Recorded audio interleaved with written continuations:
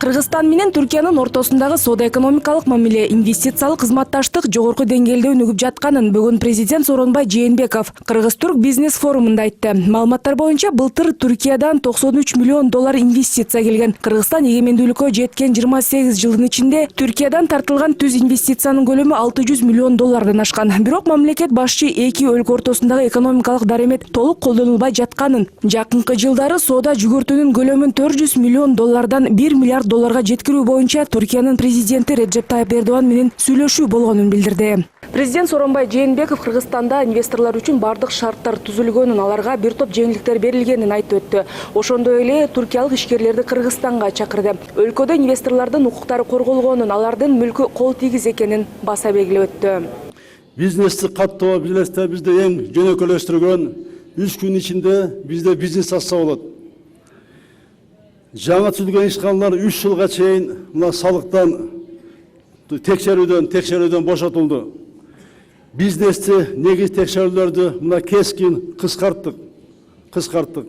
Айрыкча мына быйылкы жылы мамлекеттик контролдош органдан текшерүүлөрүнө 2 жылга мораторий киргизилди.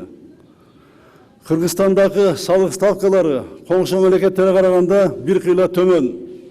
Мисалга алса, Кыргызстанда кошумча нарк салыгы 12% түзөт. Пайда салыгы жана киреше салыгы ар бири 10% түзөт. Дотациялык региондо иштеп жаткан ишкерлерге өнөр ишканаларын ачса 5 жылдан 10 жылга чейин киреше салыгынан, сатуу салыгын жана мүлк салыгынан төлөөдөн мына бошотулду. Бизнес форумга эки өлкөнүн тиешелүү мекемелеринин өкүлдөрү, ишкерлер келип кызматташуу тууралуу сүйлөшүштү. Учурда Айыл чарба багытында бир топ долбоорлорду ишке ашыруу пландалып жатыптыр. Түркиянын ири банктарынын бири Кыргызстанда өзүнүн филиалын ачууну пландап жатканы белгилүү болду. Алар каражаттарын айыл чарбаны өнүктүрүүгө багыттаганга даяр дейт тиешелүү министрликтин өкүлдөрү. Ал эми Кыргызстан Түркияга бир топ айыл чарба продукцияларын экспорттоого даяр. Былтыр ал жака 600 тонна картошка жөнөтүлгөн. Төбүрчактын биз өзүбүз 100 000 тоннага чыгарсак, анын 80% Түркияга кетет. Түркия аркылуу Европа мамлекеттерине балдан биз ошол 3000 тоннага чейин балды жөнөтөбүз. А пактанын ошол 30 000 тоннадан биз 10%-ын Түркия мамлекетине кетет. Бунун бардыгы рыноктук шартта болот. Түркия бүгүн ишкерлери, мен ойлойм, бүгүнкү дагы бизнес форумдан кийин дагы биздин айыл чарбасына болгон мамиле андан дагы жакшы өзгөрүп, экспорттук потенциал көтөрүлөт.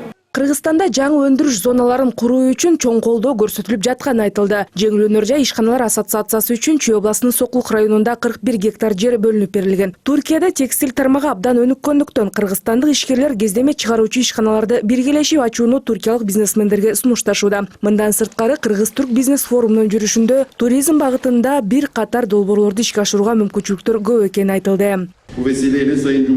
Түркия менен Кыргызстандын ортосундагы товар жүгүртүү бүгүнкү күндө 430 миллион долларды түздү. Биз бул санды көбөйтүүнүн үстүндө иштеп жатабыз. Кыргызстандын туристтик потенциалы бар.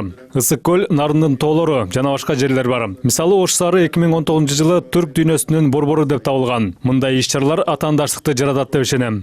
Ошондой эле Кыргызстанда инвесторлор кызыга турган чакан жана ири ГЭСтерди куруу боюнча долбоорлор бар экени белгиленди. Форумдун катышуучулары иш-чара эки өлкө ортосундагы соода-экономикалык кызматташтыкты жаңы деңгээлге чыгарат деп ишеним артууда.